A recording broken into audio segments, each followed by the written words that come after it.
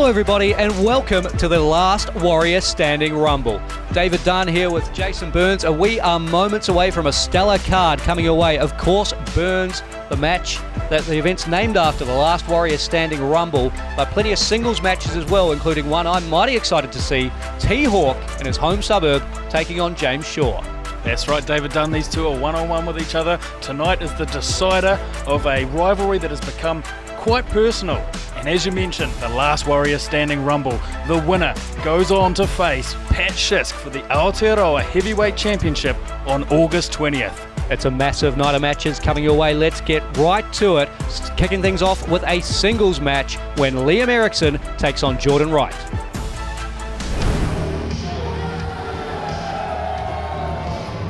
Jordan Wright representing Warrior Wrestling, and you can see from the back of the sweatshirt as well, he spent some time at Fale Dojo. Very well trained, very well travelled, but Burns, he's up for a big test, a big step up in competition tonight, quite literally, when he takes on Liam Erikson. Yeah, I know quite a bit about Liam Erikson, and Jordan Wright, one of the first graduates of Fale Dojo.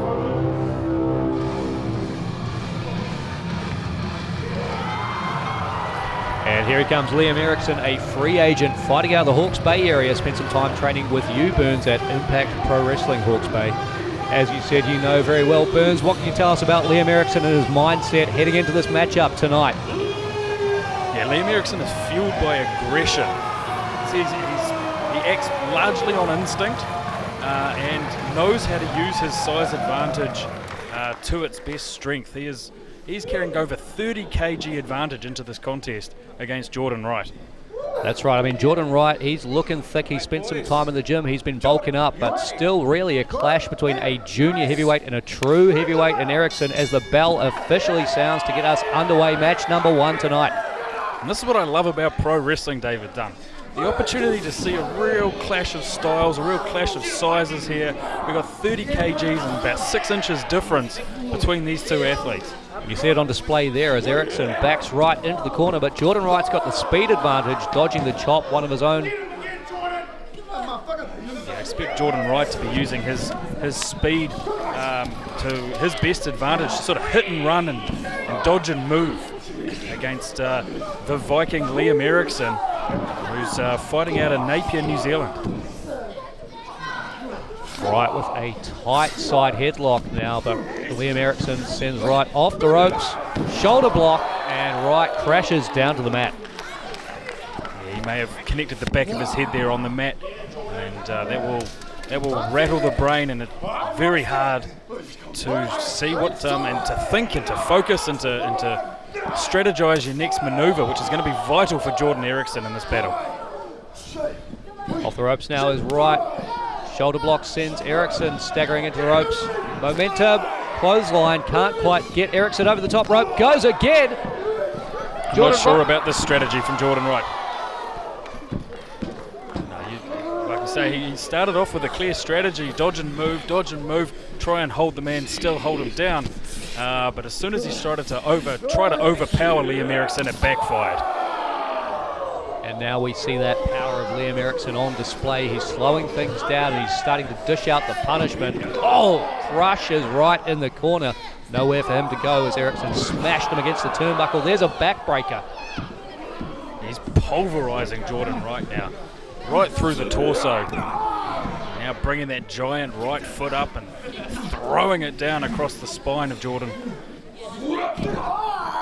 A clubbing blow to the back. Jordan Wright now in a world of pain as Erikson putting that 30 kilogram advantage to good use, standing on the throat of Wright. He's got to the count of 5 to break that hold to avoid disqualification.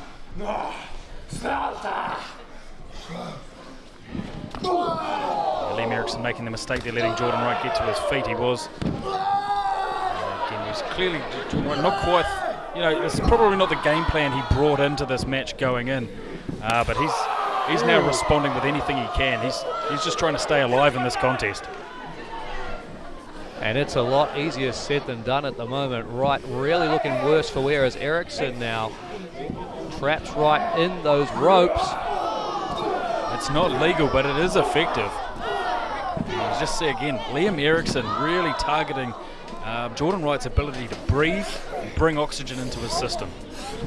And now Erikson thinks he's done enough into the cover.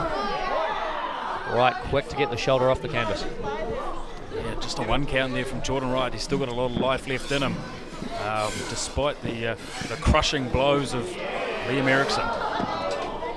And there's a big blow there, massive suplex, takes Wright up and over. I guess, Burns, it speaks to the lifestyle of someone who trains with Warrior Wrestling, who's been through the Fale Dojo. The idea that Jordan Wright has been put through as much punishment as he can in the gym leading into these matches. The match should be easier than the training he's undergone. But it does really look to be quite a difficult task contending with Erikson tonight. Yeah, this is fairly one-sided up to this point, but obviously a lot of fight left in Jordan Wright still. But how is he going to overcome this massive size advantage of Liam Erikson? Whoa, Wright, look at that. Oh, went for the scoop slam, but the weight advantage too much. Erikson into the cover, very nearly takes home this matchup. Yeah, Liam Erikson had all of his weight there across the shoulders of Jordan Wright, who just managed to get his shoulders up. And you've got to wonder what Jordan Wright has left in the gas tank and what he's got in terms of a strategy, because in the past, Burns, we've seen Wright employ a brain buster to great effect. Something tells me he's not going to be able to get Erikson up for that one. No, one would hope he's come into this with an alternative strategy, but right now he'd be struggling to get oxygen to his brain. And Erikson was thinking about the Yopna Rage there. Jordan Wright finds a great counter DDT, puts the Viking down on the canvas. Yeah, it doesn't matter how big you are, if you have your head driven into the canvas, that will keep any man down.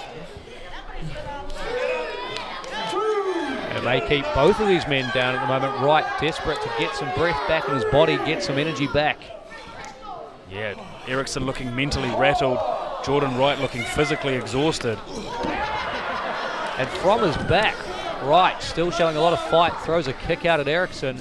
Yeah, didn't have a lot behind it, but just showing fight still, just continuing to fight with what he's got left in him. Trading forearms now in the middle of the ring. Now seeing a bit more life from both men now. Open hand slaps. And Jordan Wright with a rally backs Erikson to the ropes.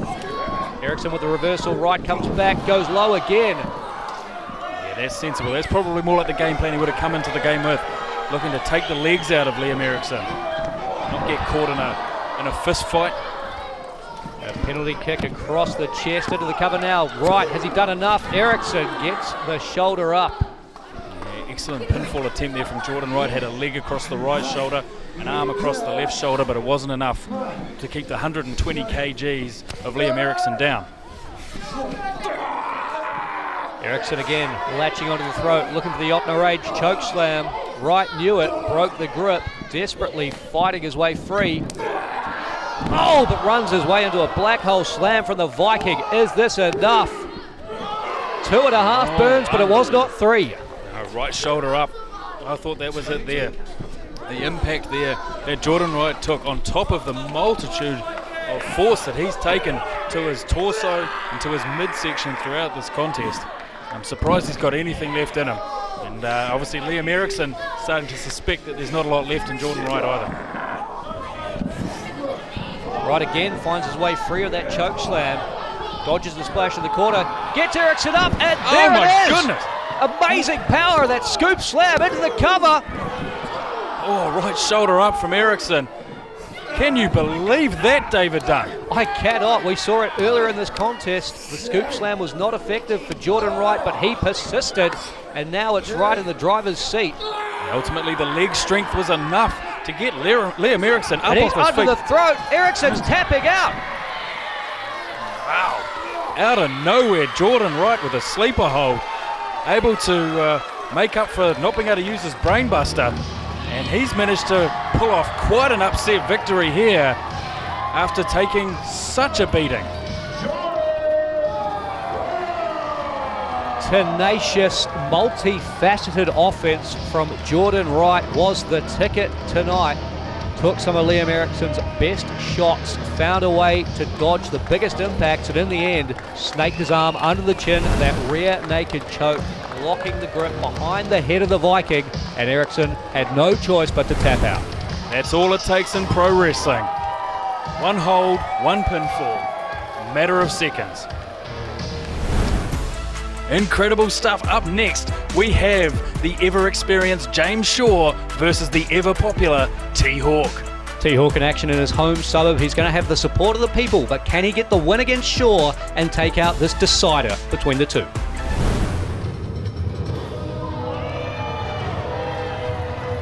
James Shaw, labelled there as a free agent because he's one of the most accomplished wrestlers from around the country, got connections to many different organisations, has at one stage or another, Burns, if you can believe this, held 27 various championships around the nation, and he'll be looking to make a big impact tonight in a little bit of a grudge match that's coming up here, a decider of sorts as he takes on T-Hawke.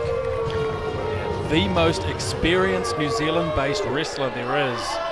James Shaw, he is always a threat. And his father there in his corner could prove to be a deciding factor tonight.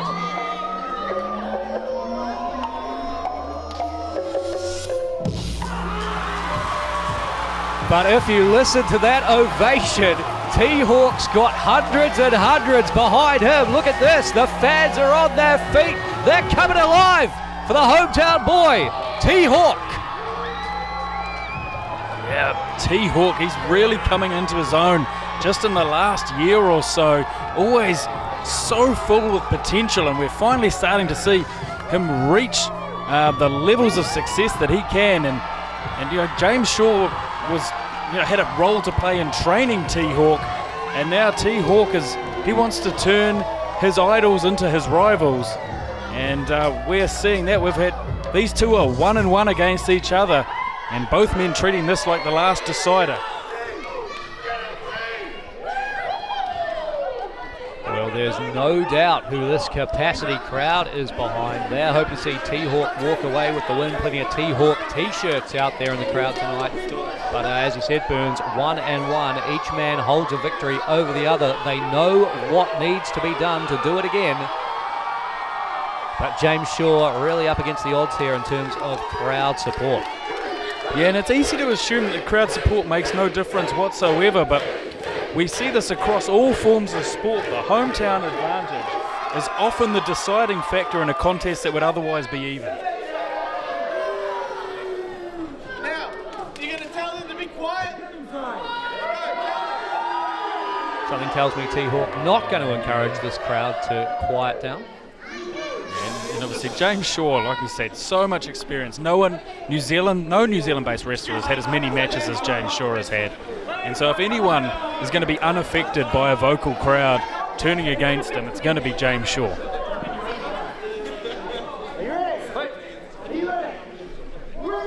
Both competitors ready and the bell sounds. Matchup officially underway. Match 3 between James Shaw and T-Hawke.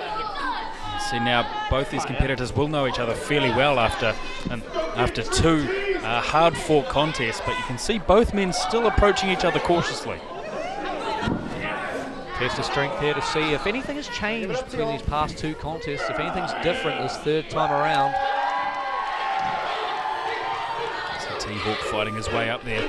Just James Shaw took the early advantage, and no sign of advantage for either man at this point. Very evenly matched. And this Greco-Roman knuckle lock that T-Hawke now takes control of. Shaw temporarily down to a knee, breaks out of the hold and fires off a big knife-edge chop. He didn't want any more of that test of strength. As soon as T-Hawke took the slightest advantage, he broke and started a strike war here with T-Hawke. Interesting to see who comes on top of this. Here, the impact of the chops. James Shaw didn't want it again. First one to change up with a drop kick. Yeah, I've noticed each time James Shaw has changed tactic, it has worked out well for him so far. First with breaking the test of strength, and then with reversing the chops with a drop kick. And now it's Shaw back on the offense with the chops. T-Hawke trapped in the corner though, nowhere for him to go. You can see the handprints starting to form on the chest and the back of T-Hawke, and T-Hawke hopefully going to make a handprint of his own on James Shaw.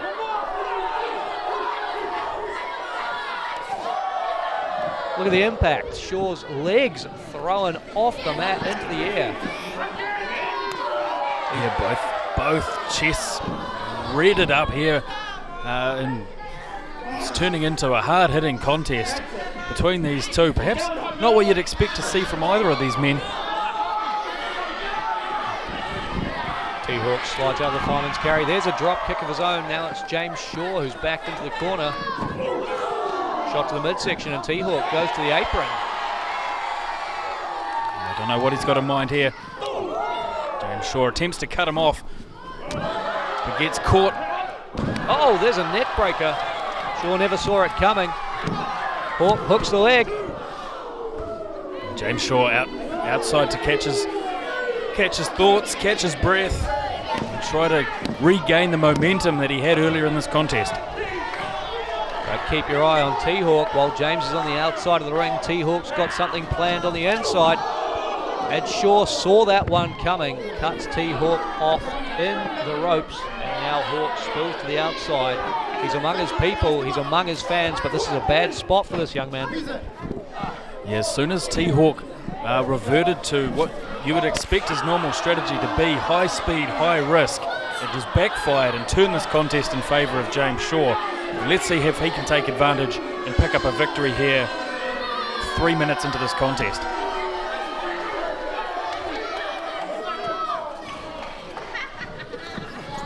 Shaw sends Hawke off the ropes.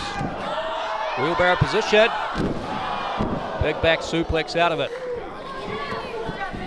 James Shaw countered the counter there, then hooks the leg, but only the two for James Shaw. Shaw arguing perhaps that count could have been a little bit quicker. What's your take, Burns? I think that's frustration speaking more than anything. I think actually there was a fair count from the referee, who has been somewhat lenient in the corners and in the ropes, but he's been even-handed with it. An even-handed referee and a heavy-handed James Shaw dishing out these chops. Yeah. Not a lot of fight currently in Hawke. Here we go, wheelbarrow again, and Hawke, oh, counters with the cutter. That's what he was looking for, drops James Shaw in the middle of the ring. Shoulders down, leg hook, Shaw gets the shoulder up. And again Shaw recouping on the outside. As soon as he's getting in trouble, he knows to create some distance there, and but it must be said, each time that James Shaw has whipped Hawke into the ropes, it has backfired in some way. Hawke has seen that it's his opportunity to regain control. And Hawke going to close the distance in a hurry with a suicide dive through the ropes, wipes out James Shaw. Yeah, that looked like that caught James Shaw right on the butt of the jaw. Hawke picking James Shaw up, no? Oh! James Shaw takes out the leg, and Hawke crashes hard on the apron. Yeah, there's impressive from James Shaw, just the wherewithal after being knocked off his feet on the outside of the ring to be able to just take advantage of a split-second opportunity that Hawke presented. And you'll notice, Burns, James Shaw brings Hawke back inside the ring. He doesn't want to count out victory here. This matchup, the rubber match, the decider, they're tied at 1 apiece. It means a lot to both men, obviously. Yeah, you could be right, David Dunn. Maybe he didn't want the count-out victory, or maybe he just didn't believe he had Hawke hurt enough to earn a count-out victory. If I know James Shaw, and I do fairly well, I think he would be quite comfortable with a count-out victory should it be presented to him. Up on the shoulders and a fireman's carry there from James Shaw. Is he thinking Death Valley driver? Yes, but Hawke slips out, lands on his feet. Whoa! A standing Spanish fly in the middle of the ring. Hawke hooks the outside leg. Has he got it? No! Left shoulder up from James Shaw, who again has clearly come in with a strategy here to not allow Hawke a series of momentum. He's not allowing him any momentum. Every time that Hawke manages to just take control of the match, James Shaw's creating some serious distance, moving to the outside. Oh, and look at that. James Shaw moved out the way, but Hawke put on the brakes. Yeah, something he learned from previous contests. He was expecting that from James Shaw and able to protect himself and maintain the advantage. Up to the second rope. No! Moonsault to the outside, and I think it's fair to say there's a lot of momentum in T-Hawk's corner now. Unbelievable offense and an unbelievable reaction. T-Hawk has had enough of James Shaw making his way to the outside. Every time he managed to capture some momentum, it's all in favour of T-Hawk now. And Shaw's in a bad way in the middle of the ring as T-Hawk drags him back to his feet. Oh, Shaw thinking about the Shaw shot, that cutter. T-Hawk blocks it. There's the enziguri, the shot to the side of the head. Yeah, that was right across the jaw of James Shaw. I'm surprised he managed to stay up. That had all 80 kgs of T-Hawk behind it. And I don't know if James Shaw's got much left in him. And T-Hawk signalling he's heading up to the top. His fans, his friends, his family in the crowd, they came to see it. 450 splash right on top of Shaw. 1, 2, and 3. Impressive victory from T-Hawk. I'd say tonight he wasn't just speed and skills. He brought what he had learned from his previous 2 matches against one of his early trainers and was able to actually outsmart James Shaw, which is not something you can say many wrestlers in New Zealand have ever done.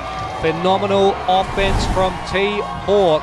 He takes out the decider. He wins the rubber match, and this crowd could not be any happier. Congratulations to T-Hawk.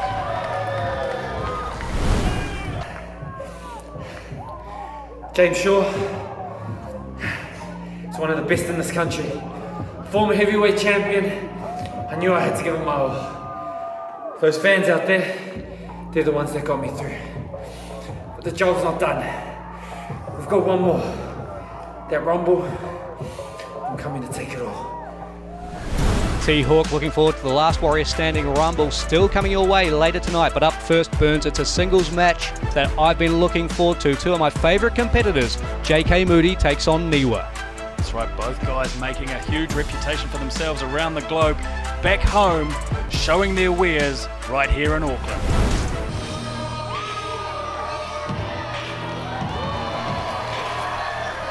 Here he is, NIWA, ranked number 2 in the Warrior Wrestling rankings published for the month of April, making his way to the ring for a big matchup. But they're always big matchups, Burns, when they involve NIWA.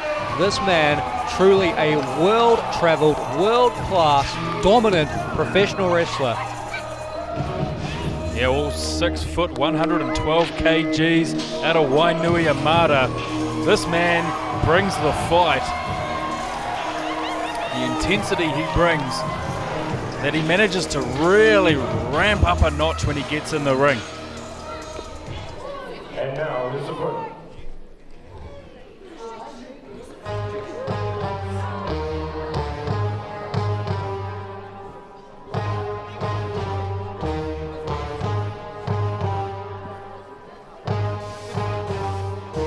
As we anticipate the arrival of one half of the Deadly Sins, making his way up from Invercargill, JK Moody tonight representing SPW, his home promotion in Invercargill.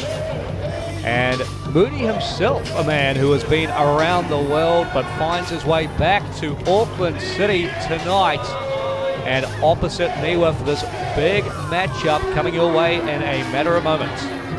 You're ranked number 7 on the Warrior rankings. He'll be aiming tonight to he's got something to prove.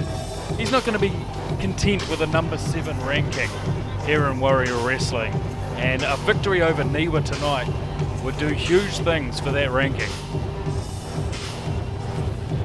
Of course, it's not just a spot in the rankings on the line in this matchup. Things a little bit personal here tonight, I think it would be fair to say, after our last event in Hawke, a suburb of Auckland, where a chair was involved, bringing the match up to an end a little bit prematurely. So perhaps an opportunity for revenge, an opportunity to settle the score tonight between NIWA and Moody. Yeah, there's a personal history there too, David, as well.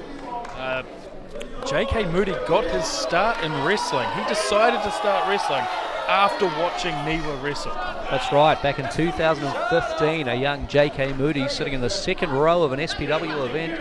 NIWA wrestled that first matchup that night, and Moody thought, you know what, this is something I'd like to do. And in a weird way, Burns, their careers have almost paralleled each other. You know, NIWA headed off overseas. Of course, you saw it in the entrance graphic representing CMLL tonight in Mexico, the world's oldest promotion. But NIWA also made his way to the UK, and JK Moody would wind up spending a lot of time in the United Kingdom, and both men find themselves back home in Auckland tonight for this highly anticipated clash. Okay. That's right, and they've wrestled each other in the United Kingdom. They've wrestled each other in a tag contest here in New Zealand, and this in many ways is the third battle between the two, and back here in New Zealand. So yeah, experience in the Americas and the UK and here in Australasia for these two combatants. And JK Moody just experienced some incredible torque on that side headlock from NIWA, sending Moody hard across the ring. NIWA's got, he's not old by any means, but he's got a vast amount of experience. He started training in Lower Hutt at 13 years old. It's an incredible statistic. Some 10 years later, at age 23, left New Zealand for Mexico, where he trained with quite literally a who's who in the lucha libre scene in CMLL, and he brings that wealth of experience from around the world into the ring tonight for Warrior. He's wrestled in front of tens of thousands in Arena, Mexico, and before making his way to the United Kingdom to battle the likes of JK Moody. And JK Moody being battled right there, big backbreaker, and another from NIWA. NIWA, he will just pummel an opponent until they just stop fighting. Into the cover off that leg drop. Moody gets the shoulder up. Might have had some damage done to the jaw, maybe to the teeth of JK Moody. Both these men, when they returned to New Zealand, it was big news down in the South Island when JK Moody returned, and equally big news here in the North Island when NIWA returned to New Zealand. Absolutely beloved by their local audiences. Of course, Auckland here, a bit of a neutral ground for the both of them. You know, Moody from Invercargill, NIWA originally from Wainuiamata. And as much as NIWA thrives on pummeling an opponent into submission, JK Moody fancies himself as a bit more of an entertainer. He's here to win, but he's here also to entertain. And he thrives in that sort of environment where his personality can shine.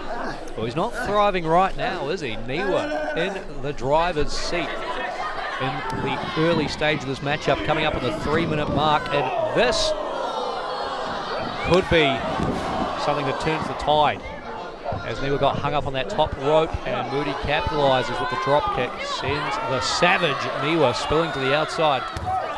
Yeah, if I was to give either man a slight advantage when it comes to speed, that would be JK Moody, and he used that there to his advantage, able to dodge the maneuver of NIWA and capitalize on that brief opportunity.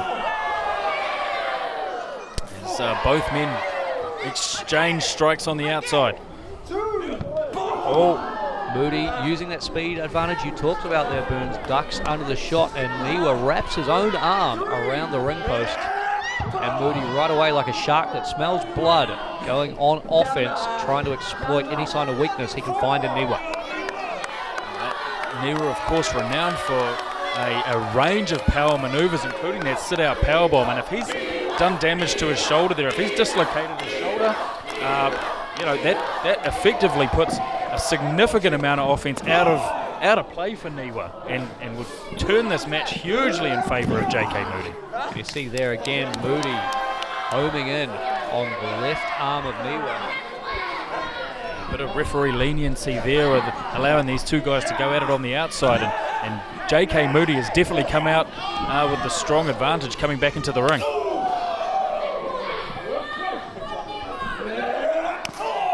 You hear the impact of the knife edge chops. Moody mixing up his offense a little there, gets NIWA blocking the arm, fires off a chop to the chest, keep NIWA guessing.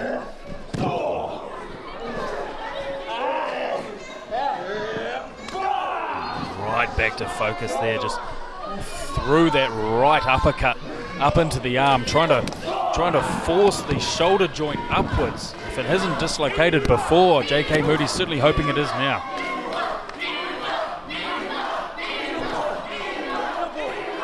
See, there he goes. He's put on the chin lock, but he's still maintaining a focus on that left arm. And obviously NIWA still fighting, and JK Moody feeling the need to really put his weight down across the head of NIWA and hold him down to the mat. The last thing we want here for JK Moody, if you're JK Moody, is NIWA getting back to his feet now. You want to keep him down, you want to keep him grounded, and you want to keep a bullseye on that left shoulder. Well, NIWA, with the support of the crowd, makes his way back to his feet and smashes Moody into the turnbuckles. Ooh, big collision there, and Moody again right back to the arm. Lateral press, going across the jaw, but not enough to keep NIWA down.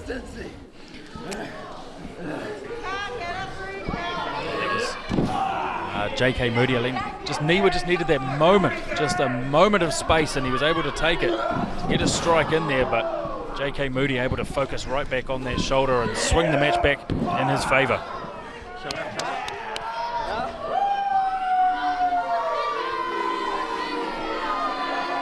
I'm not sure, this is what I was referring to earlier, David. I don't know if this is the wisest move of JK Moody, but certainly what you'd expect from JK Moody.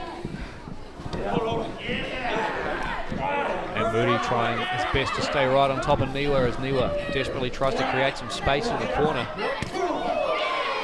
Ooh, yeah, those strikes serving to create some space for sure. These knife-edge chops, but his left arm may be damaged, but it looks like his right arm's working just fine with those chops. NIWA to his feet now. JK Moody bringing him to his feet, wrapped around that wrist. Throws the kick up, right up into that left arm. And pinning that left arm down with his right, but NIWA able to get his right shoulder off the canvas. Come on. One, was two.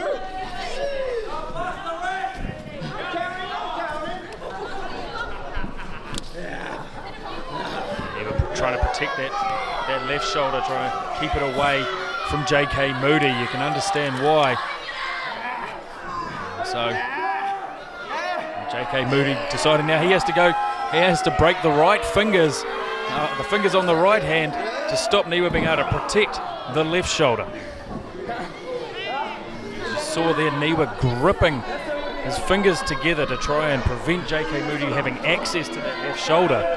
So JK Moody now focusing on striking down that defense.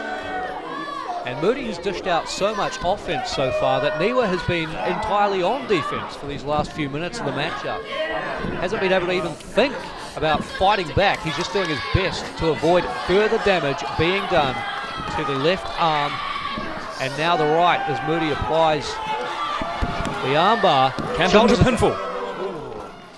Oh, that might have been it there for NIWA. And look at the strength of NIWA with one arm. One-armed man smashes Moody to the mat. Almost a modification of that sit-out powerbomb. Just phenomenal, inhuman strength there from NIWA.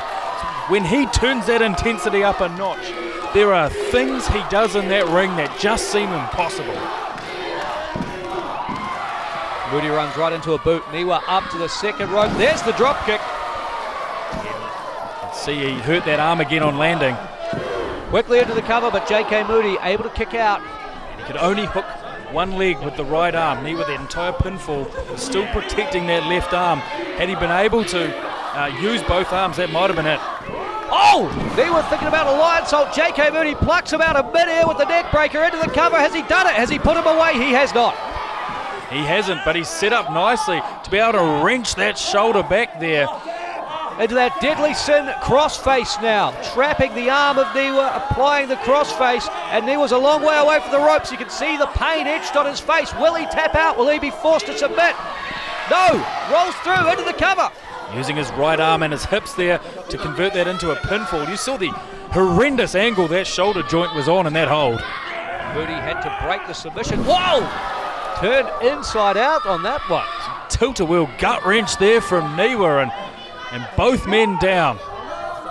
Outrageous strength from NIWA, one arm or not. Yeah, he might only have one arm, but it looks like he's the only man vertical right now. Thought about it before. Here he goes again off the ropes with the lion salt. Impact across the chest there of JK Moody. But again, Burns not quite enough, was unable to get those legs hooked, and that may have been all the difference between a 2 and a 3. He had all of his 112 kgs across the chest of JK Moody, but wasn't able to hook the legs, and that allowed JK Moody the opportunity to slip out of that pinfall attempt.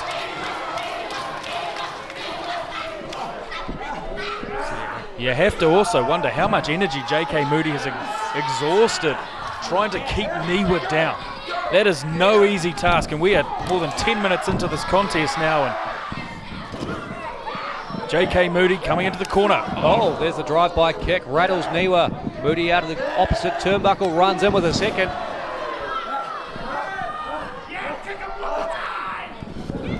Oh, and NIWA catches Moody, the sit-out powerbomb for the win. What a counter. Wow. Well, that is why NIWA is ranked number 2. You think you've got the man down, you think he's got nothing left in him, you think he can't execute his power offense with one arm, and he pulls a victory with a sit-out powerbomb like that, out of nowhere. An amazing effort from NIWA. We've seen him face perhaps the biggest challenge he's faced yet in a Warrior Wrestling ring. He was damaged. Who knows what condition that left arm is in. Hopefully the trainers can get him checked out, make sure he's all okay, because we do expect him to be involved in the last Warrior Standing Rumble later tonight. But right now the headline reads, NIWA victorious over JK Moody tonight at Warrior Wrestling. Yeah, I wouldn't... You hate to rule NIWA out, but that arm looks in no condition to compete at all.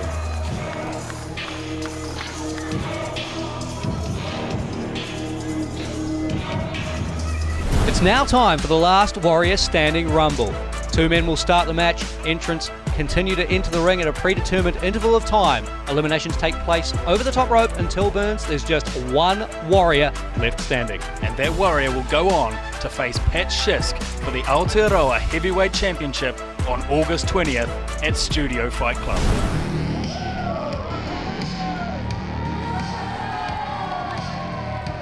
An unlucky spot for Jordan Wright. Burns, he's already been in action tonight taking on Liam Erikson in a hell of a physical fight, and now he finds himself number 1. He's going to have to run the gauntlet, go right the way through if he hopes to be the last Warrior standing.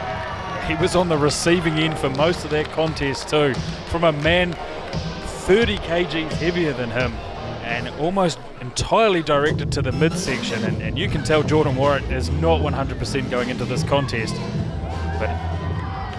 And here we go, Connor King making his way to the ring, another young man, a graduate of the Warrior Wrestling Training Academy. This is an interesting matchup here, Burns. These two obviously have spent a great deal of time training together, but the stakes here are so high there can only be one winner in the last Warrior Standing Rumble. It's called Last Warrior Standing, not Warriors, for a reason. Let's see what happens here. One could expect that these two should know each other fairly well, having spent a lot of time training together. Jordan Wright, the more experienced of these two athletes. Connor King, much more recent into professional wrestling, but quite the athletic legacy in his family, David Dunn. That's right, son of a former Mr. New Zealand in the bodybuilding ranks, and a beautiful German suplex there from Connor King, who we should also point out, as we said, the much fresher man at the moment. He hasn't wrestled before tonight. He's coming into this matchup 100%, no damage on him, and he's ready to put on a showing and hopefully become the last Warrior standing to earn himself a spot in that championship match for the Aotearoa Heavyweight Championship. Yeah, the winner of this Rumble match will face Pat Schisk at the Studio Fight Club on August 20th, so the stakes couldn't be higher. No, that night we will crown the first ever Aotearoa Heavyweight Champion. Everything to fight for here in a massive Oklahoma Slam. But But of course, in this matchup, Burns, only way to win it, eliminate your opponents, throwing them over the top rope for both of their feet to touch the floor. Yeah, in some ways, this is a match tailor-made for an athlete like Jordan Wright. He's got a lower center of gravity. Loves getting under other people's center of gravity and throwing them. So this could suit him really well. Who do we have here, David Dunn? Maximilian making his way to the ring, accompanied by his friend Blake Leach, it appears. And let me tell you a bit about Maximilian, Burns. I had a chance to chat to him briefly backstage tonight. He told me he's been eating nothing but broccoli and chicken for the past 12 weeks, so he can be absolutely shredded tonight when he is crowned last warrior standing. Well, I mean, you can be as shredded as you like. It's not going to stop you being thrown over that top rope. But that might. A knee to the head of Jordan Wright. And you'll note there's no knee pads on Maximilian, who follows it up with the axe kick. Maximilian looking like $1 million, firing away with a forearm to the head of Connor King. There's that clubbing blow to the top of the head there of Connor King, who attempted to duck the clothesline. And we are 3 seconds away from our next entrant in this matchup. Who's going to be number 4? Oh boy, it's the big man from the South Island. Chalky Murdoch has arrived in Auckland. And that spells trouble for the 3 men currently in the ring. It certainly does. Again, he's got... Whoa! It's a large man with a low center of gravity. This match, he's my favorite. He's my current favorite, David Dunn. And it's not hard to see why with offense like that. Cutting his opponents down with spear tackles. A big overhand chop. Yeah, this is one of those matches, if you can come in fresh and come in strong and take advantage of opponents who are either maybe inexperienced or have already taken a beating, then you can really thrive in this contest. Awkward landing for Maximilian. And that's exactly what Chalky Murdoch wanted. Look at that. Look at the elevation, the height on that back body drop.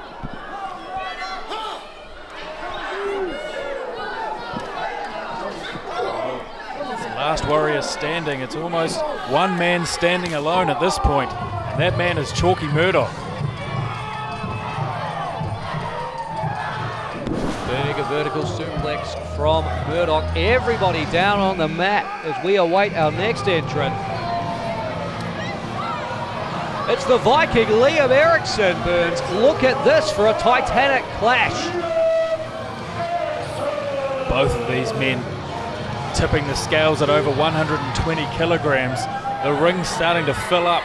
Not only 5 individuals, but 2 absolute mammoths meeting face to face in the middle of that ring.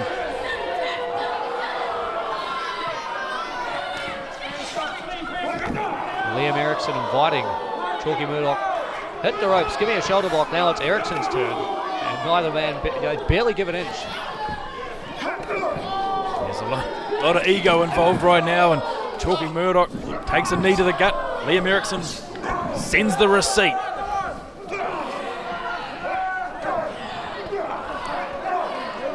Listen to the impact, trading these shots. Who will be the first to give? Who will be the first to relent?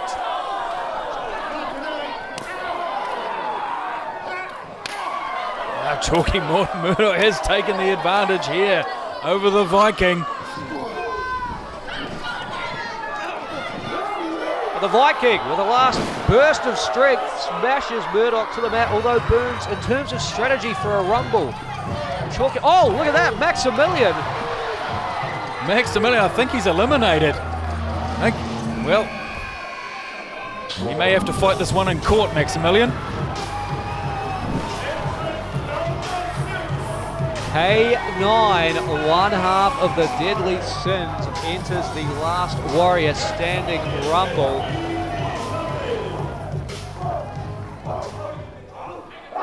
Indeed, K9 ranked 8th on the warrior rankings. He has also returned home recently after spending some time in the UK. building his experience up and taking his skill level to a whole other level.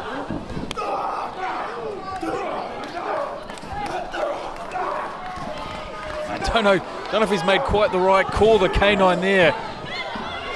That's a lot more sensible strategy there from K9. Got to chop the big man down, take out the legs, and there's the elbow to the back of the head, grounding Liam Erikson. But of course, you can't win by pinfall or submission in this matchup. You've got to get these guys up and over that top rope. When it comes to guys the size of, say, a Liam Erikson, unbelievable strength from K9. Up and drove him down on the back of his neck.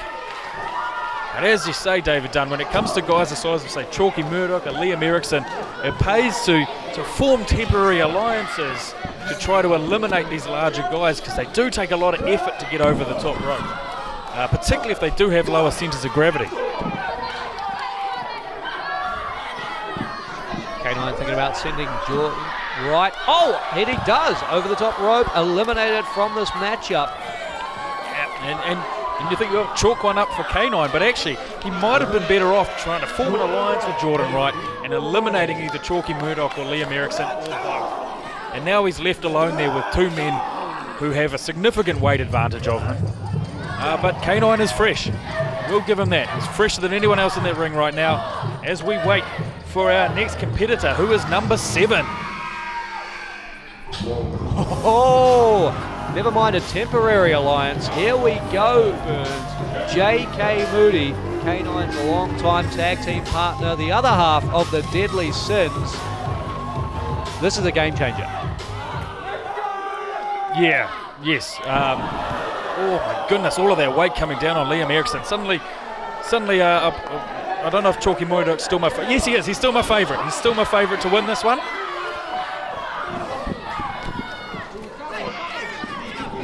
Look at this double team offense from the Sins. Wheelbarrow roll through spear from the Deadly Sins, taking down Chalky Murdoch. And honestly, these two, obviously, they would love to mow through all these competitors together and then fight amongst themselves. They're not afraid of a bit of fisticuffs between the two of them either when it comes down to it. No, Lord knows Invercargill fans have seen them do it in the past, but the impact of that lariat from the juggernaut from the south, Chalky Murdoch. Yeah, Deadly Sins trying to spread their focus too wide there and ended up both being taken down by the larger men. And look at that, the larger men's momentum carries them both over the top rope, and they are eliminated from the match. Wow, this match just took on a whole different picture, David Dunn. We're down to 2, and it's a tag team. Oh, and look who our next entrant is. A man who's got no shortage of history with the Deadly Sins. Rough Guts, Roddy Gunn. Yeah, Rough Guts fighting out of the Hutt Valley. And looks like he's trying to form one of those temporary alliances we talked about, but I don't like his chances. Rough Guts extending the hand. But he gets the handshake from K9. He's a former New Zealand sumo champion as Rough Guts. Oh, and he dishes out a headbutt and a low blow, perfectly legal in this matchup, no disqualification. What do you mean legal in this matchup? Only rule is you must eliminate your opponents over the top rope. And Rough Guts doing a great job of taking care of not one but 2 men right there with that back senton, driving the air out of the lungs of both Moody and K9. Well, credit to Rough Guts here. He has done incredibly well, coming right into the pit with the 2 Deadly Sins, and he's managed to hold his own with a bit of wile, a bit of he's biting at the fingers. Yeah, he's outnumbered in there, and he's holding his own. Well to his credit.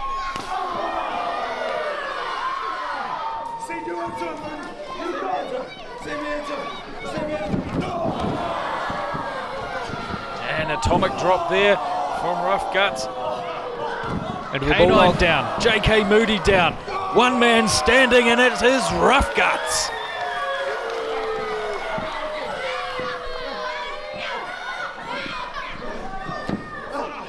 This is sensible strategy from Rough Guts now. Focus on one, eliminate one at a time. There's no point trying to take on 2 men constantly. But get them both down and then focus on one. Rough Guts one leg at a time trying to take out K9. JK Moody there to make sure it doesn't happen. JK Moody knows it's in his tactical advantage to keep K9 in there. And here we go, a relatively new face to Warrior Wrestling, made his debut at our last event. This man is Slim Kaiser from the mean streets of Seattle, Washington. Yeah, he's had 15 years experience in American football, and he's relatively new to professional wrestling, joining the Warrior faction. Anthony Khan bringing him in to the Warrior faction as almost a hired gunner, a hitman of sorts. And you see right there, Slim Kaiser throwing his weight around, of course, has that experience playing the gridiron. And just repeatedly tackling Rough Guts Roddy Gunn in the corner.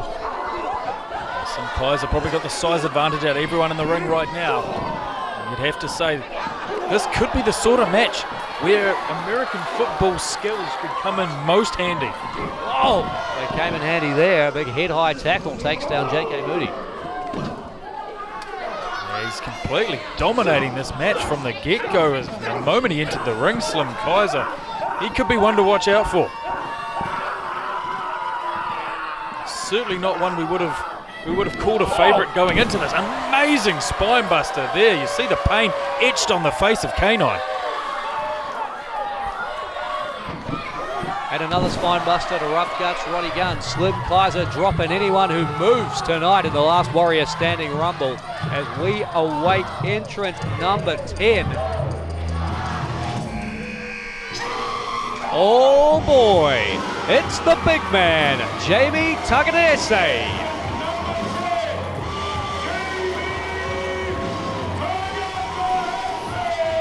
You can hear the crowd, what they think of Jamie Tagadese. He is wildly popular up and down this country, David Dunn.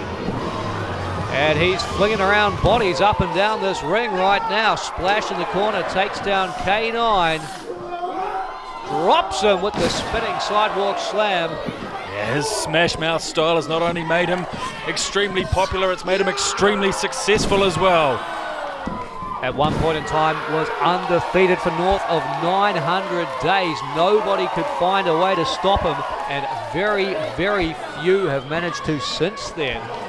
Is tonight Tangadese's night? He was my pick, David Dunn, going into this match. Jamie Tagadese. Well, Slim Kaiser looking to spoil the party as the big men throw down in the middle of the ring. Trading rights and lefts, now a headbutt. Tagadese with the receipt. Oh, incredible strength. That's got to be 140 kgs minimum Jamie Tagadese just lifted. Oh! And there's incredible strength from Kaiser. Picks Tagadese up and smashes him down into the mat. I don't think I've ever seen Jamie Tagadese handled like that. Just absolutely manhandled by this newcomer Slim Kaiser.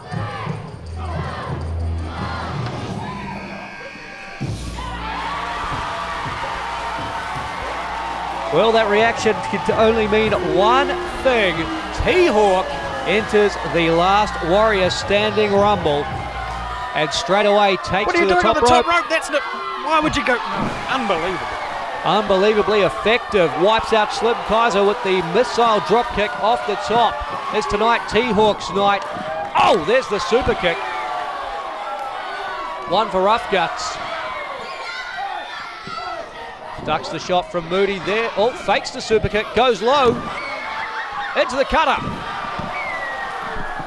Oh, piss and vinegar T-Hawke right now. Oh, here we go. These two have been friends for a long, long time. And it's good to see them both having a good time and doing so well. Now the Deadly Sins, they're not the only team in this matchup. Look at the teamwork. Tagadese and T-Hawke putting the boots and the fists and the neck breaker on Slim Kaiser. Following it up with the elbow drop, the senton. What a flurry of offense. That's what it's going to take to eliminate someone like Slim Kaiser. You're going to need teamwork. And T-Hawke assists with pulling the rope down. Kaiser tumbles over the top. He's out of this matchup. Yeah, well, he may not be going on into their championship match, but what a breakout match for Slim Kaiser. What an appearance on debut.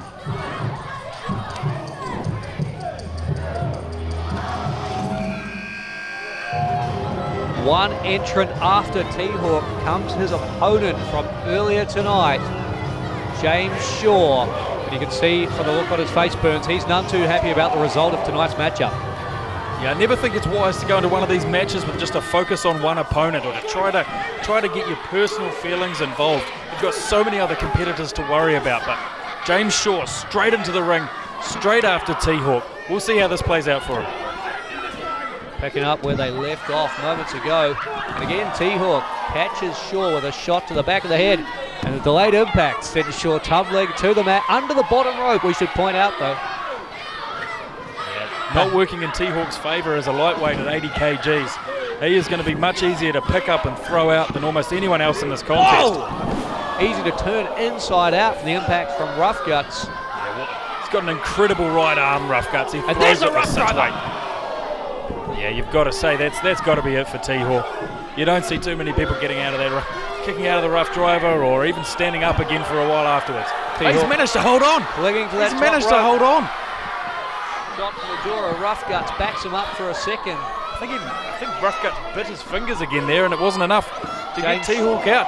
James Shaw in trouble on the apron as well as T-Hawk tries to make his way back into the ring. What fight from T-Hawk. I thought he was done. I really did. And T-Hawk has made it under the bottom rope. He'll need to be thrown over the top again in the event that someone tries to eliminate him. Oh, here we go. Burns, if you had asked the general public before tonight's event who the odds-on favourite was, unquestionably it would have been NIWA. But as a result of that matchup with JK Moody, the damage to the arm. Oh my goodness! I take back everything I just said. NIWA with the sit-out powerbomb to his former mentor, Rough Guts Roddy Gunn. And there's the elimination. How has his arm recovered so quickly? Surely he's disguising it right now. Surely he's disguising that injury. Just working on a burst of adrenaline, perhaps pushing through the pain, but NIWA showing why he was able to take out 2 Last Warrior Standing tournaments in the past. Tonight he hopes to be Last Warrior Standing for the 3rd time, winning this Rumble and earning a date with Destiny against Pat Schisk for the Aotearoa Heavyweight Championship. This is surprising from NIWA. I have to say, I agree. He would have been perhaps the favourite going in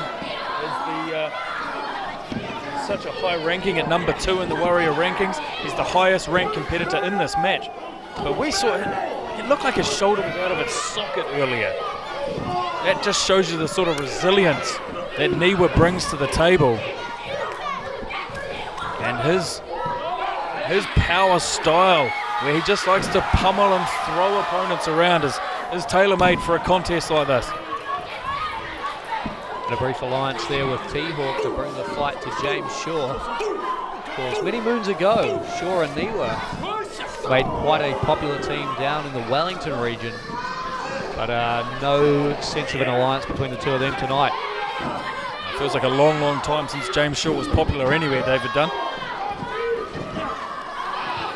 Shaw desperately doing his best to avoid being eliminated. Takanese paired off with JK Moody in the corner. K9 and T-Hawk brawling. James Shaw actually is managing to turn the tide on NIWA, which he has to if he's going to survive in this contest.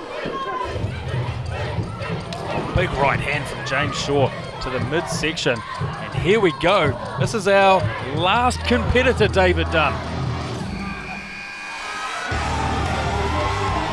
Oh, Anthony Khan slides under the bottom rope, low blows T-Hawk as Ringo Ryan is making his entrance. Did I just see that? You absolutely did. And T-Hawk has been eliminated for this contest. He can't be in there. What's he doing? No, that's my pick. Don't you dare. Well, Khan quickly eliminated if he was even a legal entrant to begin with. Ringo Ryan and all of that chaos. Ringo Ryan has entered this match. And here we go, eliminated from the match, but the fight continues. Khan and Hawke throwing rights and lefts at ringside. Slim Kaiser still out here, it looks like, trying to get some order. Our referee separating things. Meanwhile, back in the ring, you are right, Burns. All of our entrants are out here. Somebody in this ring will be the last warrior standing and advance to Studio Fight Club for the Aotearoa Heavyweight Championship. Ringo Ryan brings a wealth of experience, 17 years of experience all across the globe. And Burns, sorry to cut you off. I'm receiving word. We've got our cameras backstage and we've got Hawke there as well. Let's hear from him now. Hands! Yes, you have to do that. In front of my friends, my family, all those fans that came to support me. You've done me dirty. This is not over. I once looked up to you, but now you've done. Well, while we were listening to Hawke there, Ringo Ryan has been knocked off the apron, eliminated from this matchup. The field gets thinner and thinner as James Shaw calls for a timeout here as he looks severely outnumbered. Well, if anyone can manipulate 4 individuals around him to work in his favour, it's probably James Shaw. But I think every other person in this ring understands the tricks of James Shaw. Well, Shaw offering some blessings to his opponents. Well, forgiving the deadly sins, if you will.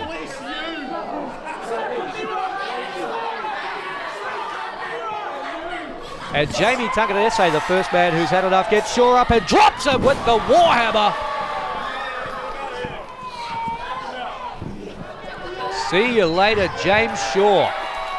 Now we have the deadly sins again.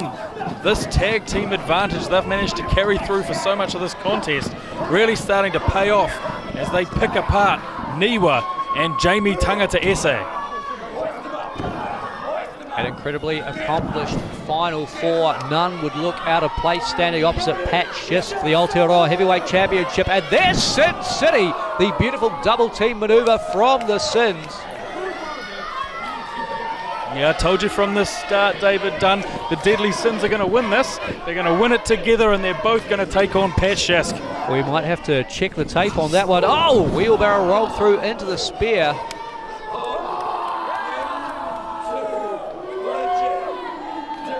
Yeah, the only 2 men standing now.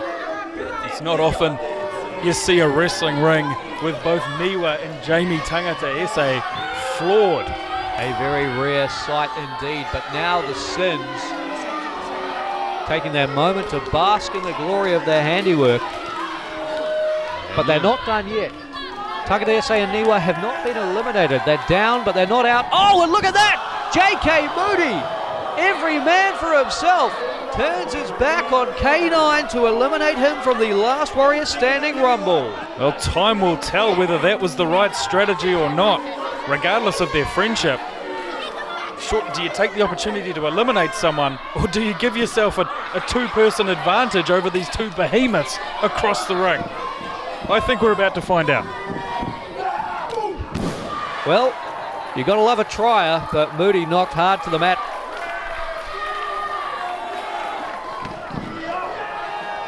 Did his best to get caught up in the top rope there, but Moody is over. He is out. We're down to our final 2. Burns, Takadese versus NIWA. Who will be the last warrior standing?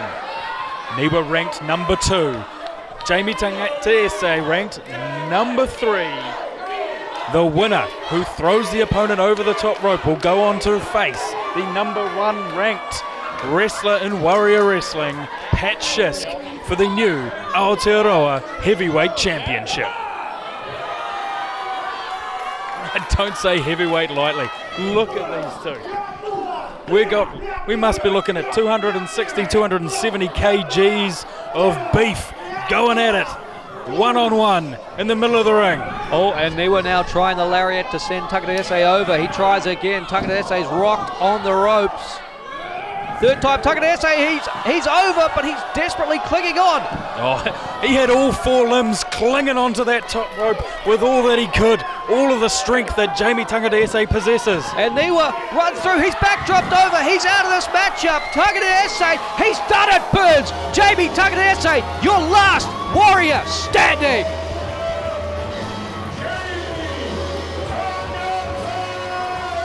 What a victory for Jamie Tangata Ese. He goes in now at the Studio Fight Club, August 20th. He will take on Pat Schisk to determine who is the Aotearoa heavyweight champion.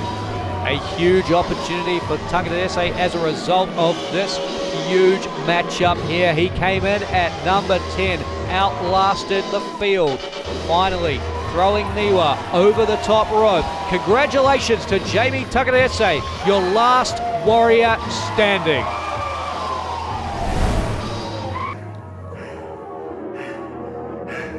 Introducing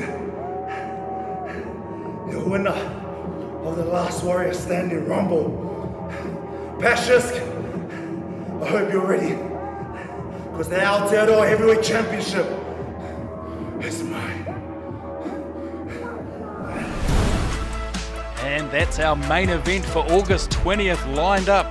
Jamie Tangata Ese versus Pat Schisk. Speaking of which, up next we have Pat Schisk in action. That's right, Schisk taking on Taylor Adams. He's back from the dojos of 2AW in Tokyo, Japan. It's Schisk versus Adams in your main event.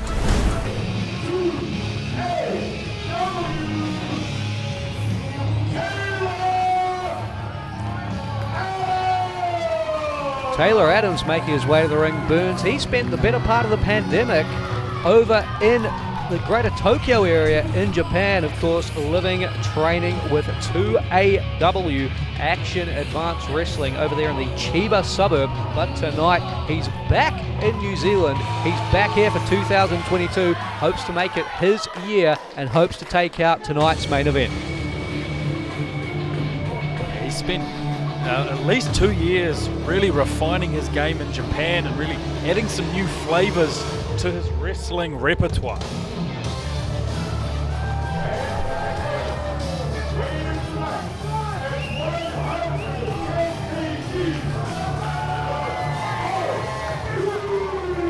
But of course, we can't talk about experience in Japan without mentioning Pat Schisk as well. While Taylor Adams was over there in Chiba, just a short train ride away in more central Tokyo, Pat Schisk spent some time at the New Japan Pro Wrestling Dojo in the heart of Tokyo, Japan. These two truly world-traveled athletes, and I'm looking forward to seeing some of that strong style competition go down in tonight's main event. Yeah, Pat Schisk with an immense freestyle wrestling background. His list of training schools that he's been through is world famous. The New Japan Dojo in Tokyo, and more recently refining his grappling game with City Kickboxing right here in Auckland.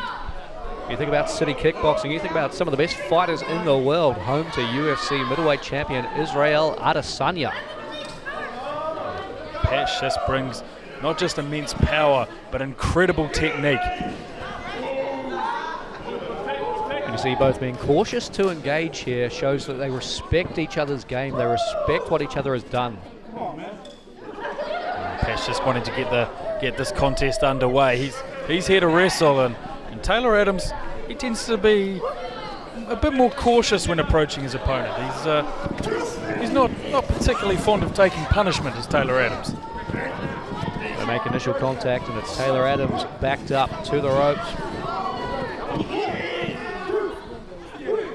Pat Schisk gaining that advantage there before the referee breaks. Pat Schisk breaking cleanly after the referee forces it. Taylor Adams maintaining his position close to the periphery of the ring.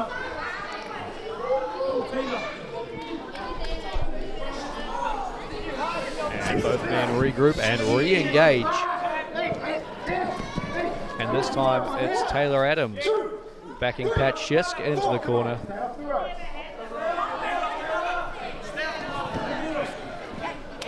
Not quite as clean a break as we saw from Schisk. But of course the pressure here, Burns, for Taylor Adams, you've got to assume. Pat Schisk already the #1 ranked wrestler in Warrior Wrestling, the #1 contender, will be half of that main event for the Aotearoa Heavyweight Championship at Studio Fight Club. But if Taylor Adams can find a way to pick up the win over Schisk tonight, you've got to believe he's next in line for a title shot, whether it's Schisk or whether it's Tangata Ese who walks away with the championship. there from Taylor Adams. You're not wrong, David Dunn, you're not wrong there. It's, I think all the pressure is actually on Pat Schisk. It really is. He's ranked #1. He's already in that championship match. He could lose all confidence and momentum going into that essential title match if he loses here against Taylor Adams, who's currently unranked in Warrior Wrestling.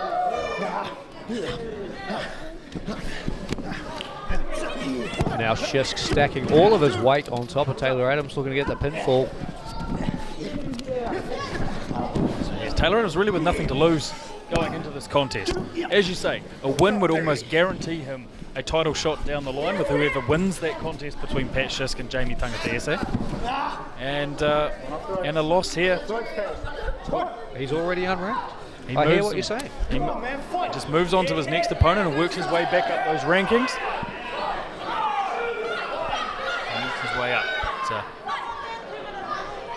you can see there's been Pat Schisk sucking in air already. He is bringing more weight into this at 107 kgs than Taylor Adams. That may prove to be in Taylor Adams' favour the longer this matchup goes. Traditionally, the leaner competitor does have the better cardiovascular game. But having said that, any athlete who's come through the New Japan Dojo and City Kickboxing, you have to believe has incredible cardiovascular abilities. Truly world-class conditioning as Taylor Adams leaps over Pat Schisk, applies the side headlock again. Yeah, that was incredibly skillful shift of momentum there from Taylor Adams, and bouncing off the ropes over Pat Schisk, and immediately turned on a dime and locked in that headlock on Pat Schisk.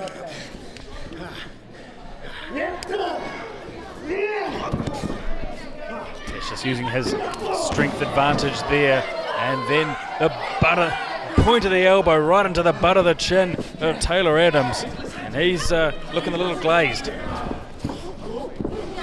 Oh, big belly-to-belly throw. Yeah, using the momentum of the ropes there expertly, Pat Schisk.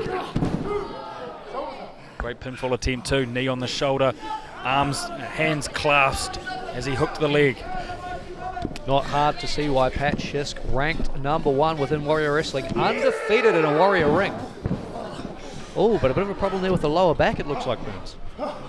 He might have just tweaked something on that attempted slam. And able to dodge the momentum of Taylor Adams, who was trying to capitalise. Yeah, you can see he's definitely favouring that lower back. I don't know if that's a spine or maybe just the muscles there to the side of the spine. But he's certainly not 100%. Interesting to see if that plays a factor, and well, certainly having your spine driven into the edge of the ring like that will certainly play a factor.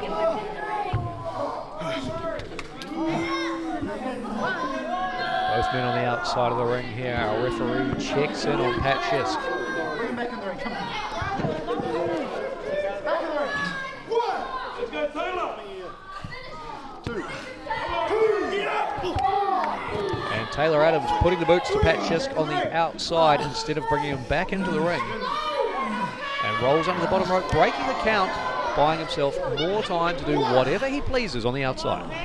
Yeah, he could have stayed in the ring there and let the ref keep counting to 10 and end this match in a win by countout, which in itself would be a huge victory for anyone. But instead, Taylor Adams decides to roll back to the outside and capitalise as much as possible, driving the spine again of Pat Schisk into the turnbuckle post.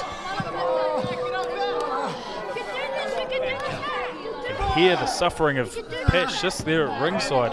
He may not be able to get up from this. Schisk in a bad way. Meanwhile, Taylor Adams looking mighty fresh. Yeah, I mean, it only takes a minor spinal injury to end any contest. So Pat Schisk has got, he's got a title match to worry about coming up too. He needs to be careful about the decisions he's making in this contest.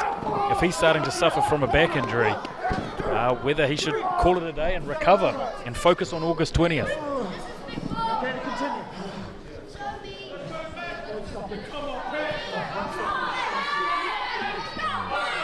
Adams favouring that left shoulder somewhat as well, or the left bicep it looked.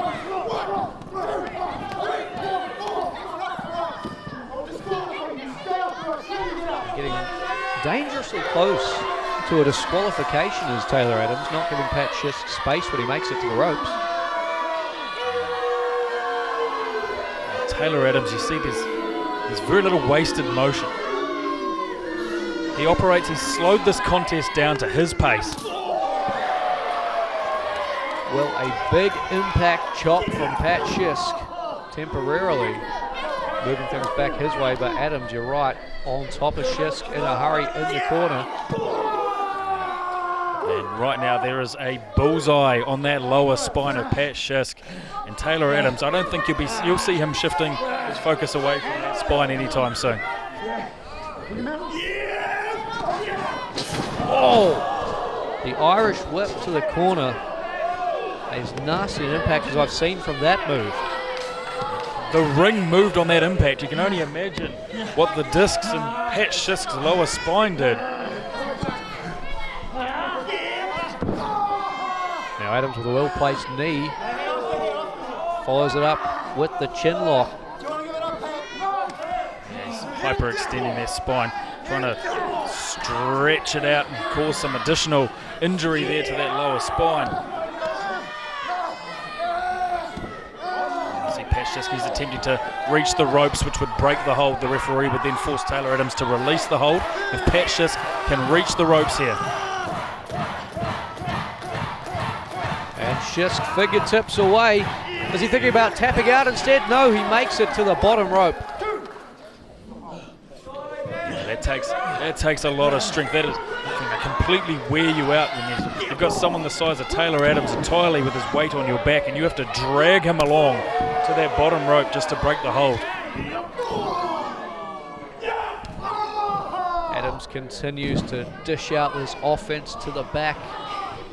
Yeah, Pat Schisk is managing brief flurries of aggression just to try to buy himself some space and time in this contest, but time after time Taylor Adams is able to re-inflict punishment onto the spine of Pat Schisk and take control.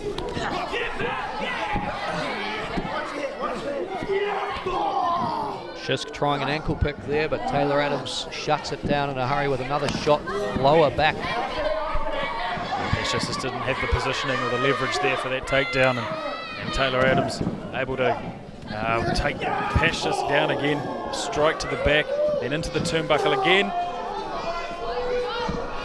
Up he goes. Giving Schisk time to think about it here before dropping him in the middle of the ring. The sidewalk slam, putting the spine on the pine. That was a clean sidewalk slam, as you will see. And Adams, 1 second away there from taking out the #1 ranked Pat Schisk. You've got to think that would open up a world of opportunities for Taylor Adams here in Warrior Wrestling. I mean, the world is his oyster as it is, and but to really be able to open those doors in Warrior Wrestling, I think would mean a lot to him here in his home country. Oh! Impactful elbow strike from Schisk.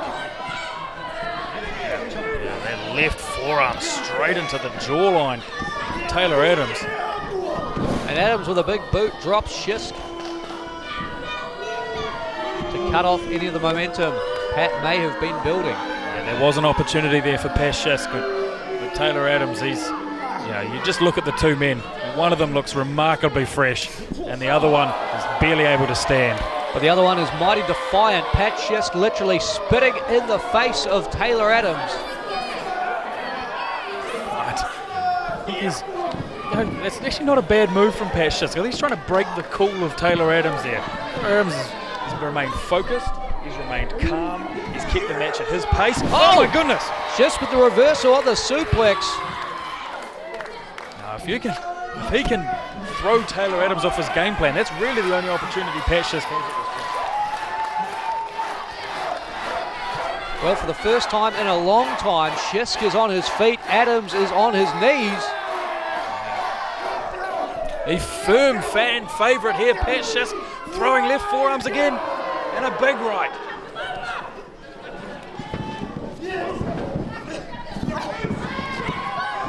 Oh! Back elbow takes down Adams.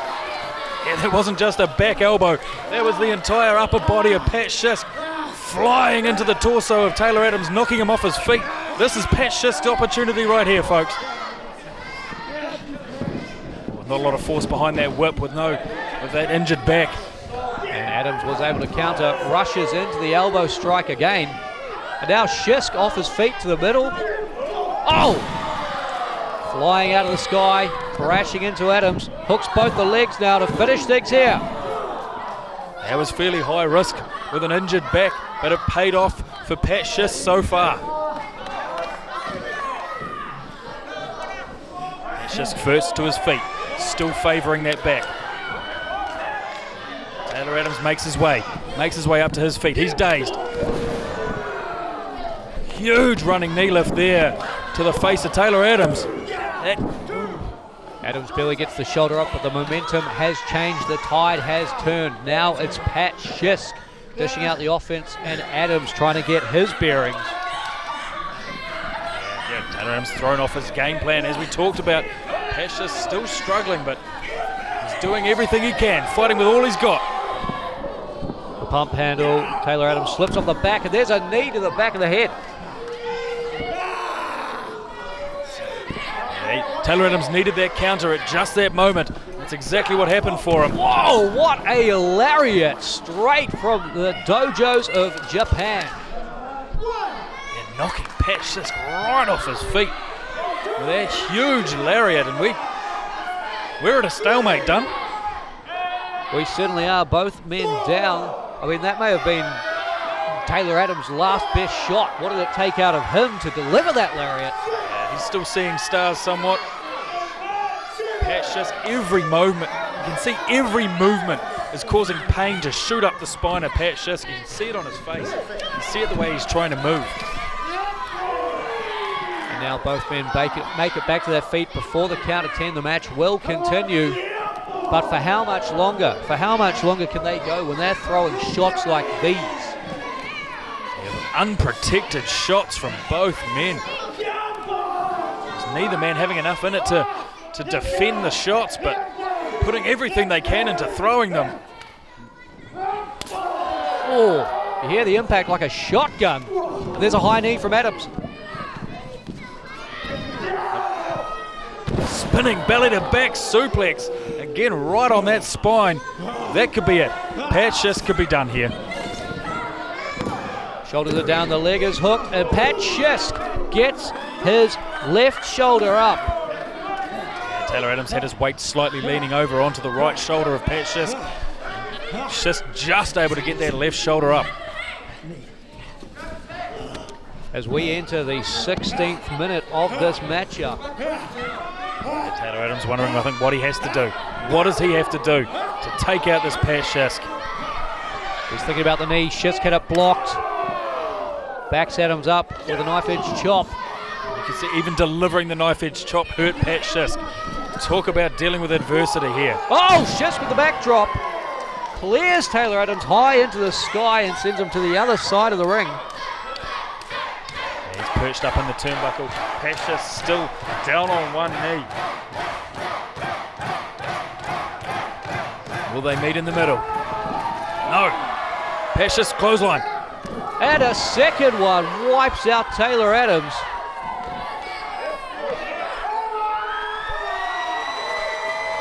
You can see a burst of adrenaline. Pat Schisk needs to make the most of it while it lasts. Just anything that will reduce that pain in his back.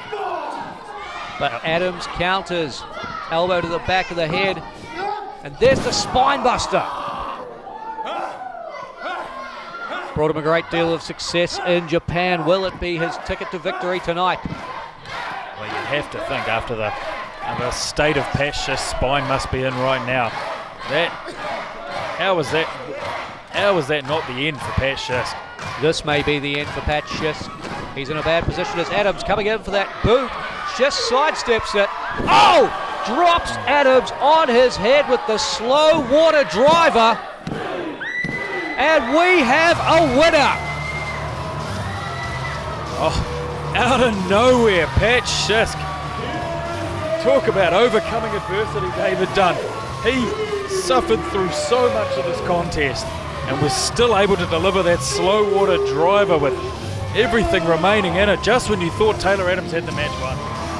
For the better part of 15 minutes, Taylor Adams beat Pat Schisk down, but Schisk showed he has heart, he will not be stopped, and it just takes 1 second for him to find a weakness, drops Taylor Adams on his head with the slow water driver, and our #1 ranked wrestler picks up the win tonight at the last Warrior Standing event. Yeah, that'll give him great confidence. As long as he can recover from this, what appears to be an injury. Oh, have a look at this, Burns. Jamie Takadarese, of course, taking up the last Warrior Standing Rumble earlier tonight, heading to the ring to go face-to-face with Pat Schisk. How's this for a preview of our main event, Studio Fight Club? August 20th, Takadarese and Schisk will meet for the Aotearoa Heavyweight Championship. Yeah, both these men now will be counting down the days, going into preparation, going into training, with that match entirely their focus from this point onwards. And Takadarese extending the hand. You can see Schisk was a bit apprehensive there, but it appears they will not fight tonight. That will be, what a matchup that will be. I'm looking forward to it, David. I can't wait. I cannot wait to see Pat Schisk versus Jamie Takadarese on August 20th.